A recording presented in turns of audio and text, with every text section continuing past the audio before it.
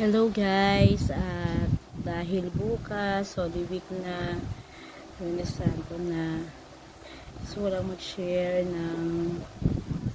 sa devotion ko kanina. Nasa John 3:16 na kasi nasa John 3 na ako. So na-remind lang ako dun sa John 3:16, for God so loved the world that He gave His only begotten Son. Whatsoever believed in Him should not perish but have eternal life. So, bigla kong naalala yung sakripisyo ni Lord Jesus sa atin. Kung mas makikita natin yung bigat na binigay niya, na pinahirapan siya, ay naiyak ako, pinahirapan siya hanggang mamatay siya sa krus ng Kalbaryo. Kung mas maintindihan natin yung sakripisyo niya para sa atin, para maligtas tayo, mas ma-appreciate siguro natin na magbago, na mas mahalin siya, na hindi tayo magsasawang manalangin, magbasa ng Bible. Dahil minsan yung Holy Week nakikita na lang nating tradisyon. Pero kung iisipin natin yung bigat na ginawa ni Lord para maligtas tayo, kung ano yung sinakripisyo niya, sobrang mahal niya tayo. Dugo niya, ang binigay niya, yung buhay niya para sa atin. Kaya habang binabasa ko yung John 3, pinapunta na ako sa John 3:16, na-remind ako every time na napapanood natin yung Passion of the Christ. Kung dati parang wala lang, pero ngayon may bigat na sobrang mahal pala tayo ni Lord. Sobrang grabe yung sinakripisyo niya sa atin.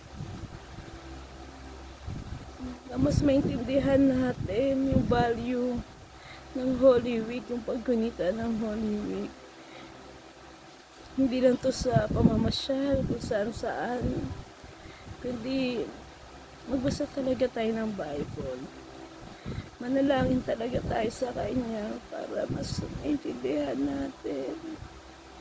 Na habang nagdi-devotion nga ako kanina, sobrang naiyak ako kay Lord. Dahil mahal niya tayo. Sobrang mahal niya tayo.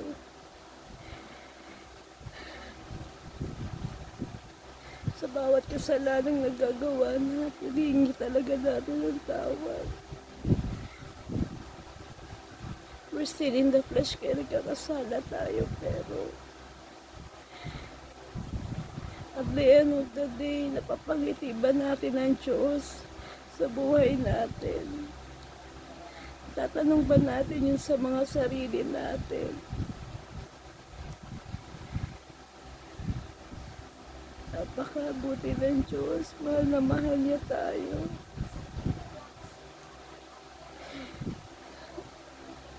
Sobrang mahal niya tayo. Kaya this Holy Week,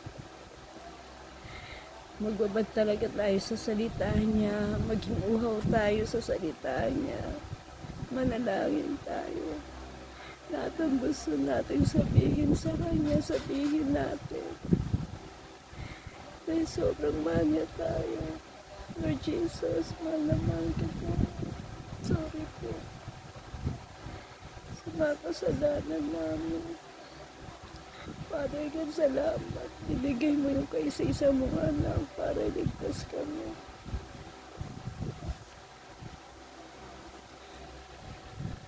Yeah po. At syempre si Holy Spirit na patuloy nating sabihin sa Kanya na manahan siya sa buhay natin. Na sa bawat pagkakamali natin, i-convict niya tayo. Maging kalugod-lugod tayo sa Diyos. Hindi lang dahil Holy Week, sa araw-araw ng buhay natin. Maging kalugod-lugod tayo sa Diyos. Bigyan natin ng importansya yung krus ng Kalbaryo.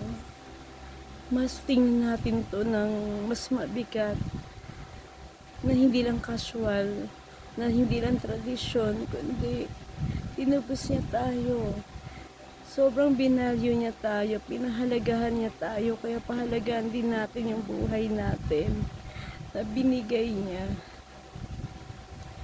Binigay niya sa atin para pagdating ng araw, magkaroon tayo ng buhay ng walang hanggan.